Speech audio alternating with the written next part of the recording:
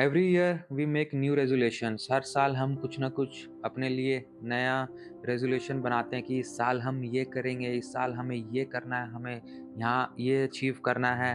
अपने करियर को लेके हम बनाते हैं और अपने जॉब्स को लेके हम बनाते हैं, अपनी पढ़ाई को लेके हम बनाते हैं और क्या-क्या चीज़ें हमें करनी है। हम अपनी फ़िटनेस को लेके बनाते हैं, हमारा जो खाने का तरीका है उसको बदलने के लिए कि मैं अब से मीठा नहीं खाऊँगा, ये सब बनाते रहते हैं और मैंने भी हर साल अपनी फ़िटनेस को लेकर रेज़ोल्यूशंस बनाए हैं।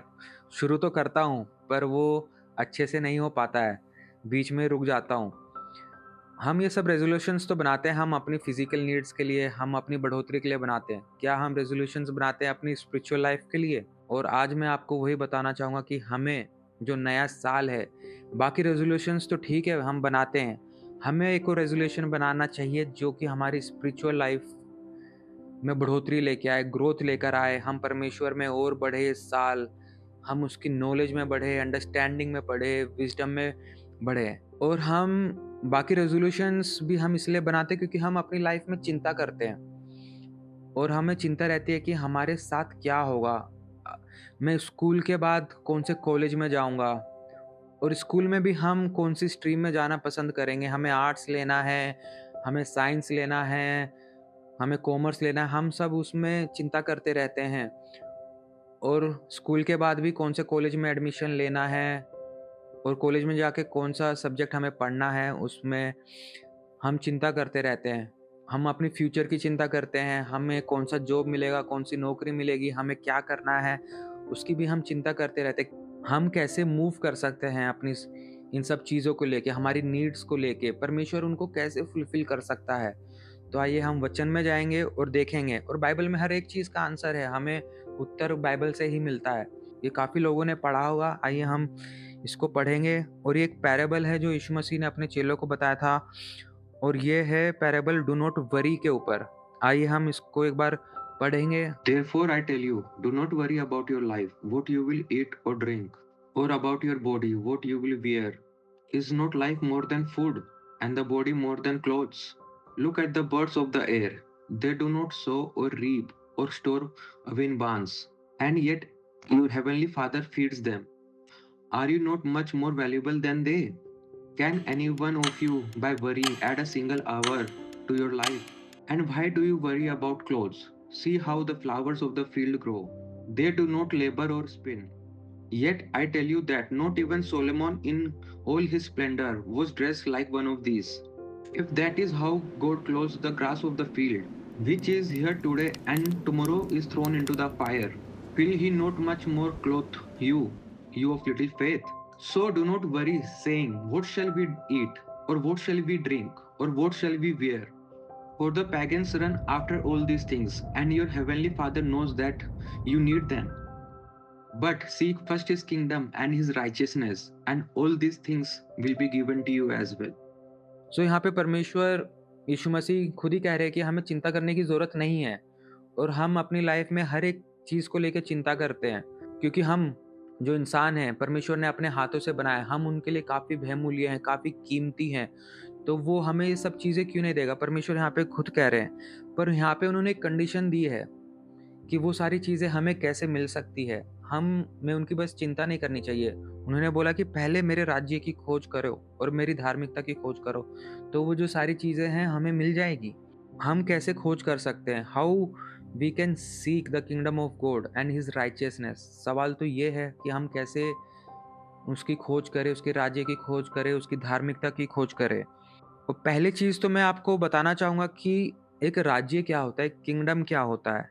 जैसे कि आप सब जानते होंगे, एक किंगडम होता है, उसमें एक राजा होता है, उसकी प्रजा होती है। जो राजा होता है वो शासन करता है अपनी प्रजा के ऊपर, वो अपने रूल्स बनाता है, रेगुलेशंस बनाता है और वो प्रजा को फॉलो करने होते हैं। वैसे ही परमेश्वर का राज्य है, गॉड्स का किंगडम भी ऐसे ही है। परमेश्वर उसमें राजा होता है, किंग है। उनके भी सर्टेन रूल्स होते हैं, लॉज़ होते हैं, उन्होंने जो बाइबल में लिखे हुए हैं और हमें उसके अनुसार ही अपना जो जीवन है वो व्यतीत करना चाहिए कि परमेश्वर का वचन क्या कहता है हमारे जीवन में, हम उसे लागू कर रहे हैं, हम उसके हिसाब से चल रहे हैं कि नहीं चल रहे हैं। अगर हम परमेश्वर के वचन पे नहीं चलते हैं, इसका मतलब हम गलत जा रहे हैं, परमेश्वर के विरुद्ध हम पाप कर रहे हैं उसे हम डिसोबे कर रहे हैं, उसकी आज्ञा को पालन नहीं कर रहे हैं। और दूसरा राज्य है शैतान का भी राज्य है, उसे हम किंगडम ऑफ डार्कनेस भी बोल देते हैं। और उसमें वो राजा है, वो क्या करता है, जो उसके लोग होते हैं वो उनके ऊपर राज्य करता है, इस पूरे अर्थ पे उसका राज्य है।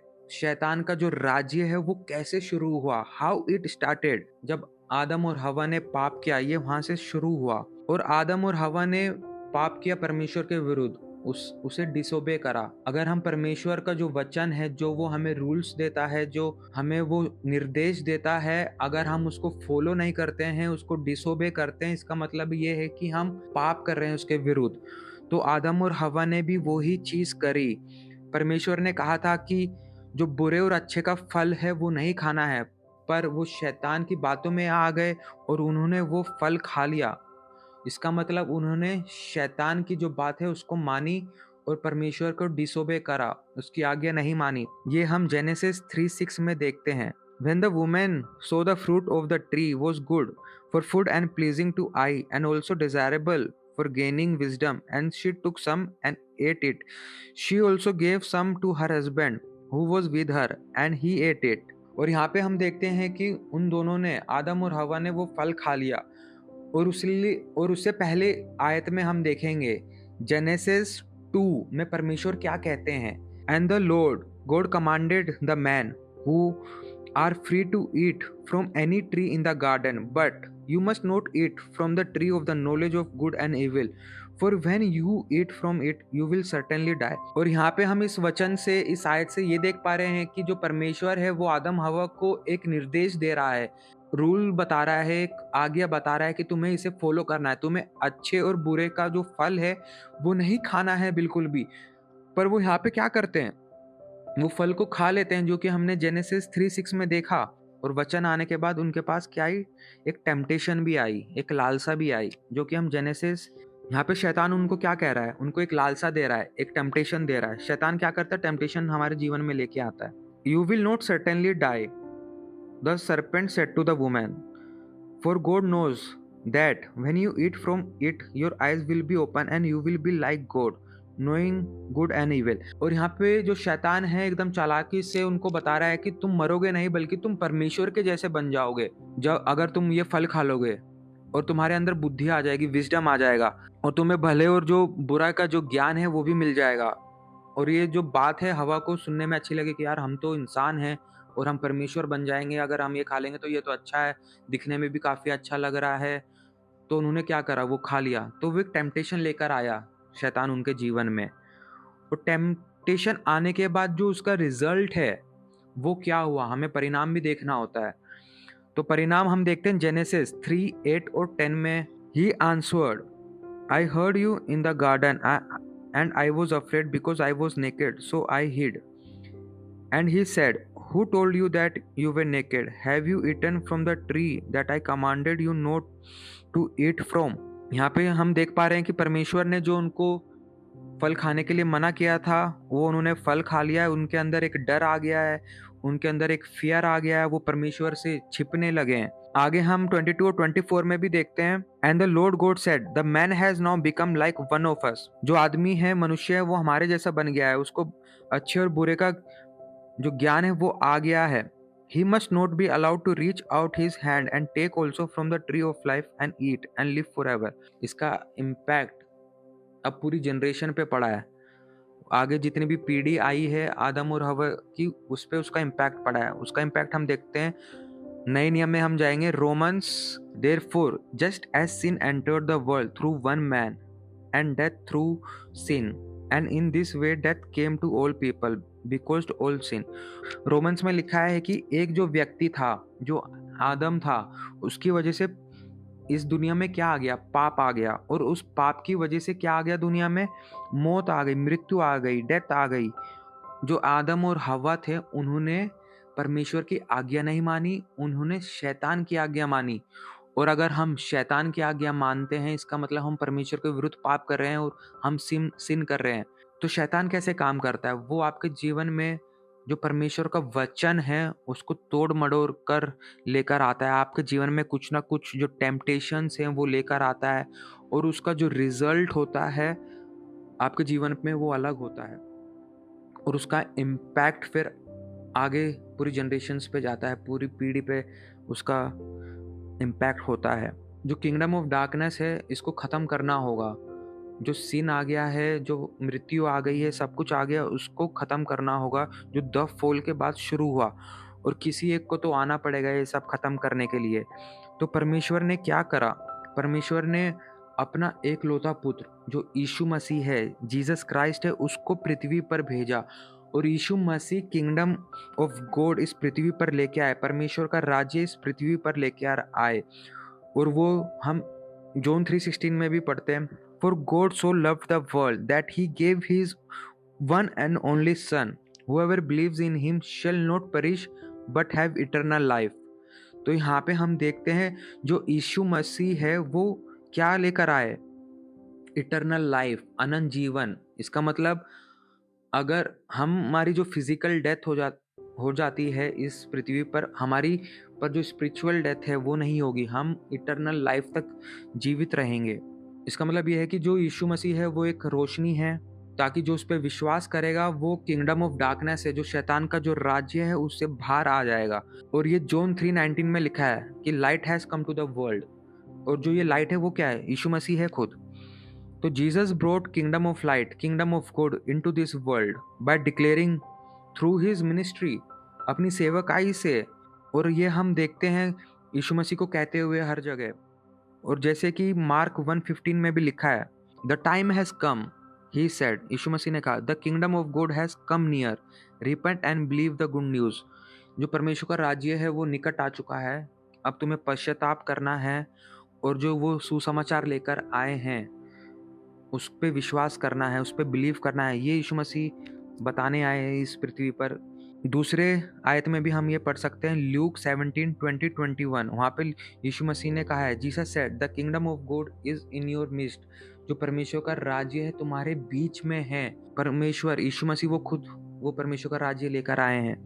और किसी दूसरे ट्रांसलेशन, दूसरे वर्जन में अगर आप देखें तो वहाँ पे लिखा है, the kingdom of God is in you, आपके भीतर है। अगर आप यीशु मसीह पे विश्वास करते हैं तो जो परमेश्वर का राज्य है वो आपके अंदर है। और यीशु मसीह ने परमेश्वर का जो राज्य है, जो किंगडम ऑफ गॉड है, वो कैसे डेमोन्स्ट्रेट किया? वो हीलिंग से किया। वो उन्होंने शैतान को बाहर निकाला, जो डीमंस थे उनको बाहर निकाला, अपना प्रचार करके किया। क्योंकि जो शैतान का राज्य था उसकी वजह से क्या आ गया था? लोगों के बीच में सिन आ गया था, पाप बढ़ गया था, लोगों के अंदर बीमारियां थी, लोगों के अंदर दुष्ट आत्माएं थी। तो यीशु मसीह ने आके क्या किया? प्रचार किया, दुष्ट आत्माओं को निकाला, लोगों को चंगा किया। ये हम मैथ्यू 12:28 और लूक 11:20 में पढ़ सकते हैं। But if it is by the spirit of God that I drive out demons, then the kingdom of God has come upon you. अगर मैं दुष्ट आत्माओं को निकाल रहा हूँ तो इसका मतलब ये है कि जो परमेश्वर का राज्य, किंगडम ऑफ गॉड है, तुम्हारे ऊपर आ गया है। यहाँ पे लिखा है, but if I drive out demons by the finger of God then the kingdom of God has come upon you. यहाँ पे भी वही बात परमेश्वर कह रहे हैं दोनों जगह। यीशु मसीह इसके लिए ही इस दुनिया में आए, परमेश्वर का राज्य इस दुनिया में लेकर आए, ताकि जो लोग हैं उनके अंदर दुष्ट आत्माएं ना रहें, लोग बीमार ना रहें, सिक ना रहें, और लोगों का जो पाप है वो उनसे छुटकारा पा सके।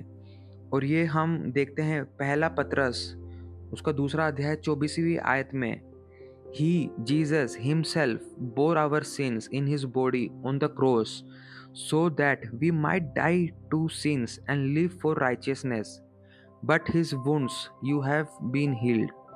यहाँ पे आप हम देख सकते हैं कि जो यीशु मसीह है उन्होंने अपने ऊपर पाप ले लिया उस क्रूस पर, ताकि हम जो उस पाप से हम ना मरे, बल्कि हम धार्मिक ठहराए जाए परमेश्वर के सामने।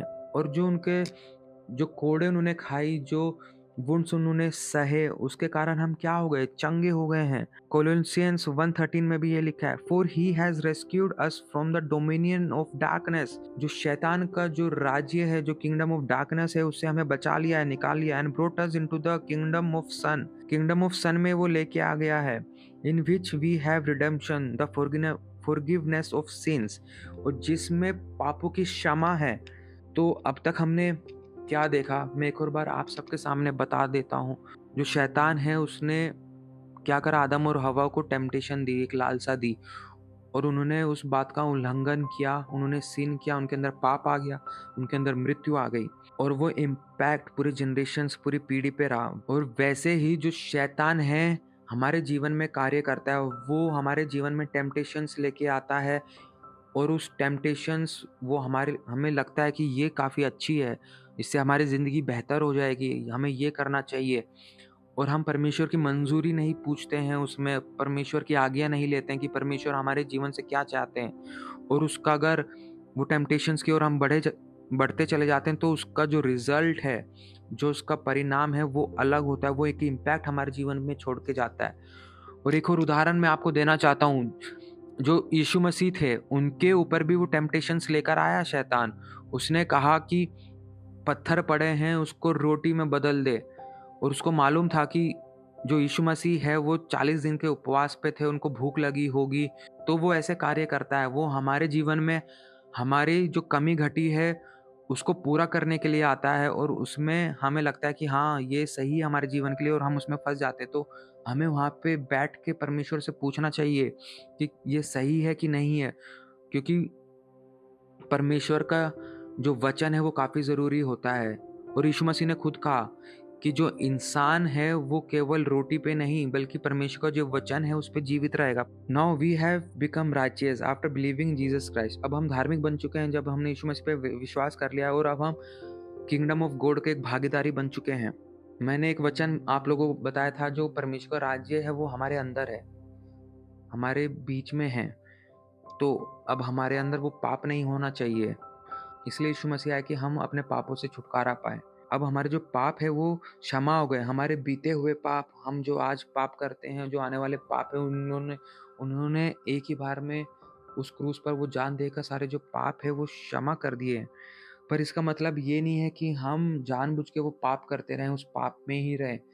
परमेश्वर हम पे दया दिखाते हैं, करुणा दिखाते हैं कि हम वो पाप और ना करें, हम और धार्मिक बनते रहें अपने जीवन में। ये वीडियो इसीलिए है कि हम धार्मिक कैसे बनते रहें। अगर हम धार्मिक जीवन नहीं जी रहे हैं तो इसका मतलब हम अभी भी अंधेरे में ही हैं, प्रकाश में नहीं आए। रोशनी है, जो लाइट है, जो यीशु मसीह है, उसको ग्रहण नहीं करा है। And kingdom of God is within us, वो हमारे अंदर है, और हमारे अंदर कोई भी पाप नहीं होना चाहिए। निरंतर हमें उसमें रोज़ परमेश्वर की खोज करनी चाहिए, रोज़ उसकी धार्मिकता में बढ़ना चाहिए और यीशु मसीह में बढ़ना चाहिए। So how do we get righteousness? ये जो धार्मिकता है वो कैसे हमें मिलती है? तो जेनेसिस हम 15:6 में भी जाएँगे, उसमें क्या लिखा है? And Abraham believed in the Lord and he accounted it to him for righteousness. जो अब्राहम था उसने किस पे भरोसा किया, किस पे विश्वास किया? परमेश्वर पे। तो उसके अकाउंट में क्या आ गया यहाँ पे? राइचियसनेस आ गई, धार्मिकता आ गई। हम रोमन्स 4:5 में जाएंगे। But to him who does not work but believes on him who justifies the ungodly his faith is accounted for righteousness. तो यहाँ पे हमें विश्वास करना होता है। इस आयत के अनुसार हमें हमारे काम की वजह से हम यहाँ पे धार्मिक नहीं ठहराए गए। आपने यीशु मसीह पे विश्वास किया, यीशु मसीह पे विश्वास करने के वजह से आप धार्मिक ठहराए गए। अब आप परमेश्वर के सामने धार्मिक ठहराए गए हो। रोमन्स 3:22 के में क्या कहता है? Righteousness of God through faith in Jesus Christ to all and all in who believes. तो परमेश्वर की जो धार्मिकता है वो किससे आती है? विश्वास से आती है। और किस पे हम विश्वास करें? यीशु मसीह पे विश्वास करें। तो यहाँ पे हम एक चीज़ देख पा रहे हैं, और आपने भी नोटिस करा होगा, फेथ काफ़ी ज़रूरी होता है राइचियसनेस के लिए। तो faith is very important ingredient for righteousness. अगर हमें धार्मिकता चाहिए तो हमें विश्वास होना ज़रूरी है हमारे जीवन में। आइए हम देखते हैं कि जो फेथ है वो क्या है? What is faith? आप हेब्रियूज 11:1 में पढ़ सकते हैं। Faith is a confidence in what we hope for and assurance about what we do not see. विश्वास क्या है? जो हम देख नहीं पाते, जो चीज़ें हम देख नहीं पाते हैं, पर हम उस पर विश्वास करते हैं, हाँ ये चीज़ है। इब्रानियों 11:6 में, without faith it is impossible to please God because anyone who comes to him must believe that he exist and he rewards those who earnestly seek him। तो यहाँ पे हम क्या देख पा रहे हैं? विदाउट फेथ, विश्वास ना हो तो हम परमेश्वर को खुश नहीं कर पाएँगे। ये असंभव है, इम्पॉसिबल है, यहाँ पे खुद लिखा हुआ है परमेश्वर ने। और अगर हम उस पे विश्वास कर लेते हैं कि हाँ, वो एग्ज़िस्ट करता है, तो वो क्या करेगा? हमें रिवॉर्ड्स देगा। आप देखिए, परमेश्वर का वचन खुद कह रहा है वो रिवॉर्ड्स देगा, जो उसे सच्चे दिल से ढूँढते हैं। इस साल का जो वचन है वो क्या है? Seek him and his righteousness. तो ये विश्वास कैसे आता है? How does faith comes? Romans 10:17 में लिखा हुआ है, faith comes from hearing the word and hearing word of God. तो विश्वास कैसे आता है हमारे जीवन में? वचन को सुनकर। जो परमेश्वर की ओर से जो वचन आता है उस पे विश्वास करना काफ़ी ज़रूरी होता है। हमसे बात करते हैं, हम वचन के थ्रू, बाइबल के थ्रू अगर हम पढ़ते जाएंगे तो हमारे अंदर क्या आएगा? फेथ, विश्वास और बढ़ता जाएगा। और अगर विश्वास बढ़ता जाएगा हमारे अंदर तो राइचियसनेस, हमारी जो धार्मिकता है वो भी और बढ़ती जाएगी। So the now comes the action part. अब फेथ तो आ गया है हमारे अंदर, हम उसको एक्शन में भी तो लेके आना है। ये जो सारे जो वचन है मैंने आपको बताए हैं, पर इसको एक्शन में भी तो लेकर आना है कि हम इसको कैसे अपने जीवन में लागू कर पाएँ। तो वो हम कैसे करेंगे? सिंपल, परमेश्वर ने खुद बोला है कि मेरे वचन को सुनो, उसको पढ़ो, तभी होगा। जेम्स 2:26 में क्या लिखा है? For as the body without the spirit is dead, so faith without works is also dead. अगर विश्वास हम करते हैं एक चीज पे, अगर उस पे हम वर्क नहीं करेंगे, उस पे एक्शन नहीं करेंगे, तो वो जो विश्वास है वो किसी काम का नहीं है। वो विश्वास डेड है। जैसे एक जो शरीर है एक आत्मा के कारण मरा हुआ है, वैसे एक जो विश्वास है बिना कार्य के मरा हुआ है। इसका उदाहरण मैं आपको देना चाहूँगा बाइबल में, मैं ये खुद से नहीं कह रहा हूँ, ये बाइबल में लिखा हुआ है। तो हम क्या देखते हैं? अब्राहम को परमेश्वर का वचन आया कि उसे अपना जो बेटा है इसहाक का सैक्रिफाइस करना है, उसका बलिदान करना है। और आप जानते होंगे कि जो अब्राहम है, उसको जो इसहाक है वो काफ़ी समय बाद मिला, वो इसका इकलौता पुत्र था। और परमेश्वर ने ही उसको वो पुत्र दिया था। अब परमेश्वर ही खुद कह रहे हैं कि इस जो तुझे ये बेटा मिला है, तू इसको कुर्बान कर, इसका सैक्रिफाइस कर, इसको बलिदान चढ़ा। ये अब्राहम के लिए काफ़ी मुश्किल रहा होगा, पर ये परमेश्वर का वचन आया है, परमेश्वर ने उसको बोला है, और ये काफ़ी मुश्किल है करने के लिए उसके लिए कि उसे अपने बेटे की बलि चढ़ानी है अब। जो वचन है वो परमेश्वर की ओर से आ गया है और उसने उसको सुन लिया है, अब्राहम ने उसको सुन लिया है। उसे उस पे विश्वास करना पड़ेगा, फेथ करना पड़ेगा कि हाँ, ये परमेश्वर ने ही बोला है मुझे करने के लिए, शैतान ने नहीं बोला है। तो उसका विश्वास काफ़ी ज़रूरी होना चाहिए उस वचन पे कि हाँ, ये परमेश्वर की ओर से है।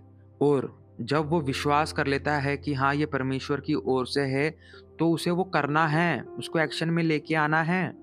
अगर वो एक्शन में नहीं लेके आएगा तो वो जो उसका विश्वास है परमेश्वर पे करना वो व्यर्थ है। तो वो क्या करता है? अपने बेटे को बलि चढ़ाता है, चढ़ाने के लिए जाता है कि हाँ, मैं अपने बेटा का सैक्रिफाइस करूँगा क्योंकि परमेश्वर ने उसे बोला है करने के लिए। मैंने कहा था, and Abraham believed in the Lord and he accounted to him for righteousness. तो वो धार्मिक ठहराया गया परमेश्वर के सामने।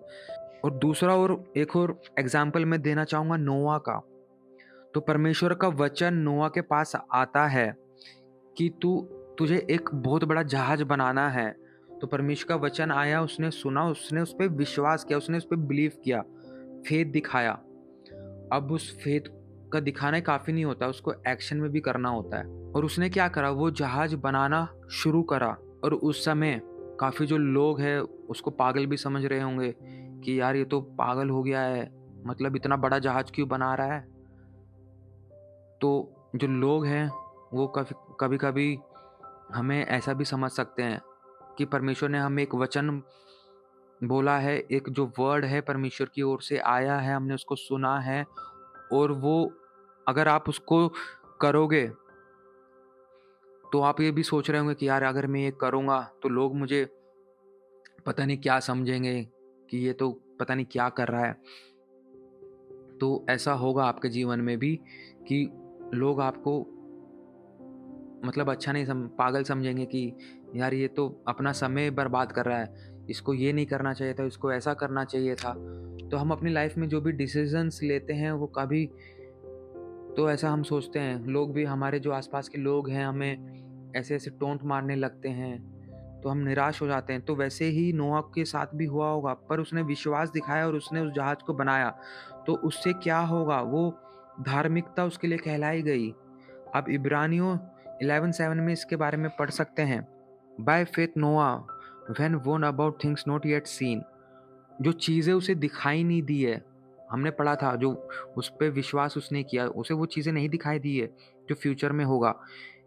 इन होली फियर उस built an ark to save his family. By his faith, he condemned the world and became heir of the righteousness that he is in keeping with faith. तो वो धार्मिकता उसके लिए वो ठहराई गई क्योंकि उसने वो विश्वास को थामे रहा। सो ब्रीफली मैं आपको बताना चाहूँगा, hearing God's word and believing it and having faith on it and putting it into action results in righteousness, वो धार्मिकता आपके लिए कहलाई जाती है। Therefore the answer to our question how to see kingdom of God and his righteousness is by hearing God's word is very important. और जैसे मैंने कहा था, वो जो सारी चीज़ें हैं, वो कैसे आपके जीवन में ऐड होंगी। All the things will be added to you. वो कुछ भी हो सकता है, वो आपकी हेल्थ हो सकती है, वो आपके जीवन में आपको कौन-सी जॉब चाहिए वो हो सकती है, आपको कौन-सी आप अगर आप अपने स्पाउस के लिए प्रेयर कर रहे हैं, आपको कैसी वाइफ़ चाहिए वो हो सकता है, परमेश्वर से पूछ सकते हैं। आपको कैसा घर चाहिए, कहाँ पे चाहिए, कौन-सी सिटी में आपको रहना है, जितनी भी चीज़ें हैं, आप अपने बारे में वो परमेश्वर से पूछिए। परमेश्वर आपको ज़रूर बताएँगे कि आपको क्या करना है, आपके लिए क्या सही है, आपके लिए क्या भला है। आपको क्या करना है, परमेश्वर से पूछना है, उससे प्रार्थना करनी है, उसको पहले ढूँढना है। आप अपना दिमाग मत लगाइए। आप अपना दिमाग लगाएँगे तो आप चीज़ें मेस कर देंगे। और मैंने ये अपने जीवन में भी देखा है, मैंने बहुत बार अपने जो लाइफ़ में डिसीज़न्स है वो खुद लिए हैं और मैंने अपनी लाइफ़ जो रिज़ल्ट है, जो उसका परिणाम है वो अच्छा नहीं रहा है। क्योंकि जो शैतान है वो टेम्पटेशन लेके आता है और हम वो टेम्पटेशन में फँस जाते हैं और उसका जो रिज़ल्ट है वो हमारे ऊपर नहीं, पर हमारे जो आस-पास के लोग हैं उस पे भी इम्पैक्ट डालता है। मैंने अपने जीवन में ये देखा है। इस साल जितने भी आपने रेज़ोल्यूशंस लिए हैं, वो सारे जो रेज़ोल्यूशंस हैं आप उसके लिए प्रार्थना करिए। कुछ रेज़ोल्यूशंस आपने ऐसे ही लिख दिए होंगे जो आपको लिखने की भी ज़रूरत नहीं है। आप उन रेज़ोल्यूशंस को लिखो, परमेश्वर से प्रार्थना करो कि परमेश्वर मुझे इस साल ये करना है कि नहीं करना है। क्योंकि आपने कुछ जो रेज़ोल्यूशंस है, परमेश्वर चाहता है कि वो आपको नहीं करने, आप उनको काटो, आप अपना जो टाइम है उसमें वेस्ट नहीं करेंगे। तो आप परमेश्वर से पूछिए, अपना जो ज़्यादा टाइम है परमेश्वर के साथ बिताइए। तो फिर वो आपकी जितने भी जो मन की लालसाएँ हैं, डिज़ायर है, वो आपकी पूरी करेगा। क्योंकि वचन खुद कहता है, because his plans are to prosper you not to harm you. जितनी भी परमेश्वर की योजनाएँ होती हैं, आपको बढ़ाने के लिए होती है, आपको नष्ट या आपको हानि पहुँचाने के लिए नहीं होती है। तो seek kingdom of God first and his righteousness, उसकी धार्मिकता में बढ़िए, तब वो सारी चीज़ें आपको ज़रूर देगा। मेरा मकसद यही था इस वीडियो को बनाने का कि मैं आपको जो वर्ड है 2026 के लिए ये बता सकूं, क्योंकि हम रेजोल्यूशंस तो बना लेते हैं, पर क्या हम सही रेजोल्यूशंस बनाते हैं जो परमेश्वर चाहता है हमारे जीवन में वो हो। तो आप इस वीडियो को देखने के बाद आप बैठिए, परमेश्वर से प्रार्थना करिए, जो आपने रेजोल्यूशंस बनाए हैं उनको चेक करिए कि हाँ मुझे ये करना है अपनी लाइफ में या नहीं करना है। तो उसके हिसाब से आप बढ़िए अपने लाइफ में। मैं आशा करता हूँ कि इस वीडियो से आपको काफ़ी कुछ सीखने को मिला होगा परमेश्वर के बारे में कि हम कैसे परमेश्वर में बढ़े। Growing in Jesus Christ is very important, growing in his word is very important for our life. तो मेरा मकसद ये चैनल परस्यू जीसस बनाने का यही था कि हम एक साथ परमेश्वर के राज्य की खोज करें, उसकी धार्मिकता में बढ़ते जाएँ, परमेश्वर यीशु मसीह में हम बढ़ते जाएँ। आप मेरे चैनल परस्यू जीसस को आप सब्सक्राइब ज़रूर करें, क्योंकि मैं आने वाले समय में बहुत सारी ऐसी वीडियोज़ बनाऊँगा जो आपको मदद करेगी परमेश्वर में बढ़ने में, उसके वचन में बढ़ने में। कमेंट ज़रूर करें, शेयर करें इस वीडियो को ज़्यादा से ज़्यादा अपने फैमिलीज़ में, रिलेटिव्स में, अपने फ्रेंड्स के साथ ज़रूर शेयर करें इस वीडियो को। Thank you everyone for joining us. Shalom.